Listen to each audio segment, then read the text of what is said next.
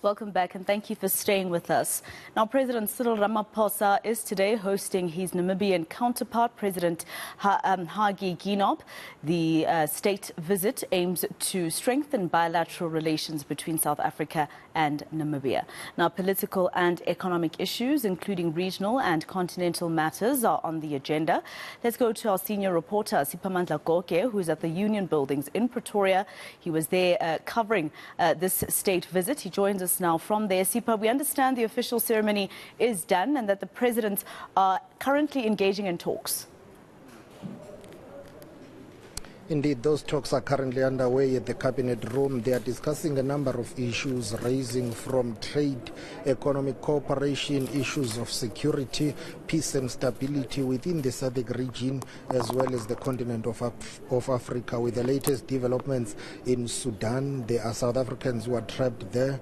Both Minister of Defense, that is Methandi Modise, as well as International Relations Minister Dr. Naledi Grace Pando, telling me that they are busy trying to ensure that South Africans who are trapped in Sudan are safe and they are brought back home. But most importantly, this state visit comes at a time whereby Namibia has recently discovered oil, and it's something that will interest South Africa because these relations are all about what we call interests. It's in the country's interest for economic development and growth, as well as for bilateral relations with Namibia to ensure that trade relations are enhanced, cooperation is beefed up, and the discovery of oil in Namibia will somehow affect South Africa because these two sister nations with strong historical ties are intertwined. Their economies are intertwined. South Africa and Namibia enjoy strong historical ties dating back during the time of liberation struggle, and both their liberation movements have been working together for a number of years to ensure that they break through and there is democracy both in Namibia and in South Africa. And there is a negative historical past with the apartheid regime colonizing South Africa, or rather colonizing Namibia at the time. But of course the country achieved its independence, and ever since then they have been working hard on trade and economic cooperation. Strong political ties exist, but both countries' economies are not doing relatively well as we speak. So the discovery of oil in Namibia will somehow benefit South Africa, and there has to be a security plan put in place to say if and when there are uninvited guests who always go to countries where oil is discovered in the name of democracy, what are we going to do if there are people who are trying to instigate conflict, so that while Namibians are busy in conflict, outsiders are coming to tap on their oil? So that's one of the things that will be discussed, to say this new discovery brings a security threat somehow, which may be or could be instigated by the outsiders. But both countries will talk about what to do on areas of energy, tourism, water cooperation. Remember where that oil was discovered, in the Orange Basin,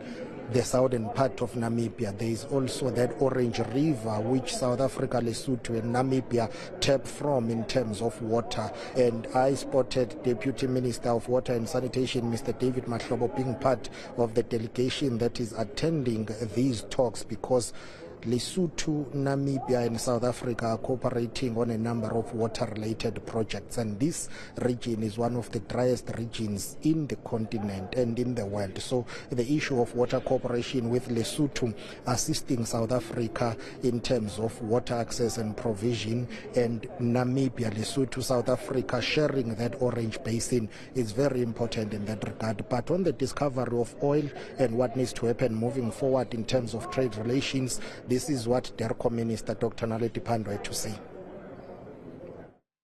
The issues really are matters of trade.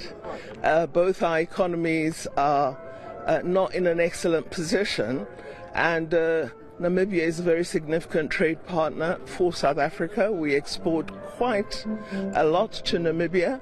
They also send a lot to us, so we'd like to up that trade. We also would want to work together on issues of energy. As you know, Namibia is really focused very strongly on the green hydrogen economy opportunities. We wish to collaborate with them on our own hydrogen strategy. Also, they're a country that has recently found oil. I think there are opportunities for greater collaboration in value addition with the refining capacity that South Africa has, and thoughts about expanding that capacity. So this is an old friend, and I always say a trusted partner, because on issues of solidarity with Palestine, with the people of Western Sahara, Namibia and South Africa stand shoulder to shoulder and believe in the ongoing struggle against colonialism and the need to ensure that all people enjoy freedom and human rights. And Sipha, you alluded to the Defence Minister, Thandi Modise, also touching on the situation in Sudan. What exactly is she saying about that? She says the President of the Republic of South Africa, President Cyril Ramaphosa, is being kept abreast, being briefed of the latest developments in Sudan. Remember, there was a ceasefire that was meant to be in place, but it's not holding. Infighting continues, and a number of days have passed now, almost a week or 5 days since that fighting broke out in Sudan. That will be a matter of concern because South Africa has strong relations and cooperation with Sudan in particular. During former President Thabo Mbeki's era, the country tried and intervened in terms of peace mediation effort in Sudan, which later on led to the formation of one of the newly established states or countries in the world, and that is South Sudan. South Africa has got a special envoy to South Sudan, who used to be the former Deputy President of the Republic, David Mabuza, but since his resignation, President Ramaphosa appointed the newly elected Deputy President, Mr. Paul Mashatile, to be special envoy to South Sudan. Of course, you cannot talk about South Sudan and not bring into the mix Sudan and how South Africa in the past played a mediation role in ensuring that there is peace and stability in that regard. So the latest security developments in Sudan would worry South Africa, and the country's president is keeping close tabs in what is happening. But the priority right now, according to what Dr. Naledi Pandor and Minister of Defense Thandi Modise told me, is to get South Africans who are stuck in Sudan out of that country. But what makes matters complicated is the fact that communication is poor, internet connection, telephone lines are down, so it's not really clear what is happening there, and to get up-to-date information and briefings is becoming more of a challenge because there are delays in communication. Minister Pandor saying they have received quite a number of requests from South Africans to be brought back home. But this is what Defense Minister Thandi Modise had to say about the situation in Sudan. It does look ugly, but you know South Africa stands in any conflict. We encourage dialogue. We are calling for ceasefire. We are calling for people to sit down and resolve these issues. But we also do not agree that we don't support coups. We think that we can do better as Africans, and that is the role that we will play. Of course, in that situation, we also do get worried. Our embassies and South Africans are in Sudan, and we are doing everything within our powers to make sure that they are secure, and those that can be brought back home safely can be brought back home safely. I'm not aware in terms of victim, because early on, when this gunfire began, we had asked our people to stay enclosed at their home. And so I'm hopeful and believe, up to the information I have now, that they are safe. But they want to be out of Sudan. They say the situation looks very precarious. They're very worried about their safety.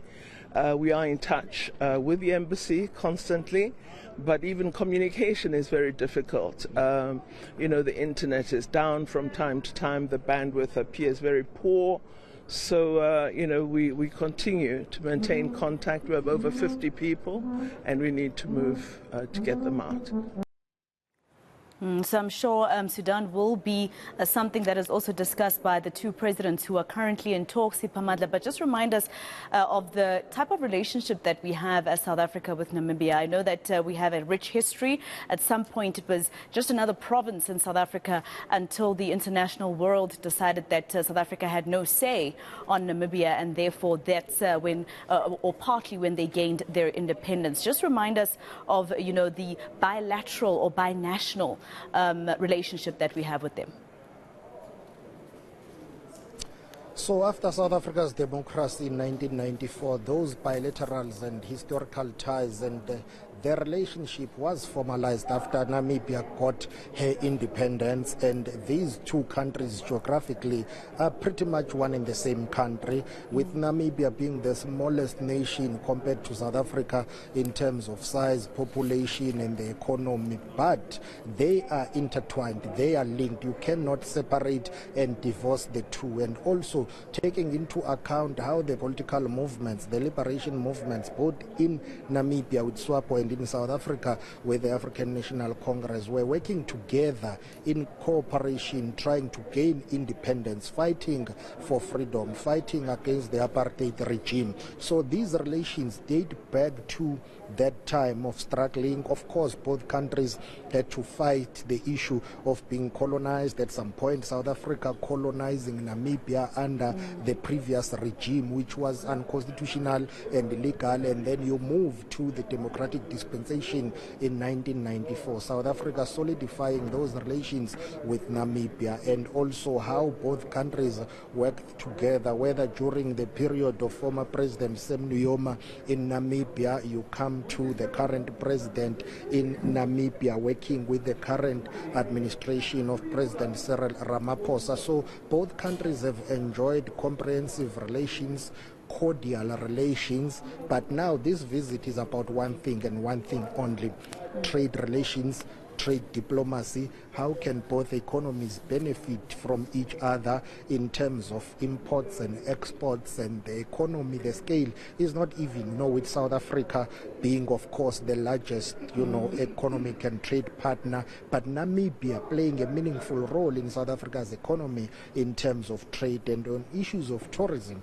Remember, both countries are regarded as tourist destinations. Namibia enjoying a beautiful landscape, scenery and topography. South Africa as well attracting hundreds of thousands of international visitors and tourists. Both countries in that regard will need to enhance their cooperation in terms of tourism. Hence, we saw the Minister of Tourism, Minister Patricia de Lille, being part of this delegation that is meeting with the Namibians, and the Minister of Trade, Industry and Competition, Minister Ibrahim Patel, being central in that regard. Energy Minister Gwede Mantashe, central in that regard. Remember, Namibia, South Africa get their power from Eskom, even though Namibia enjoys or should I say stable power supply, uninterrupted.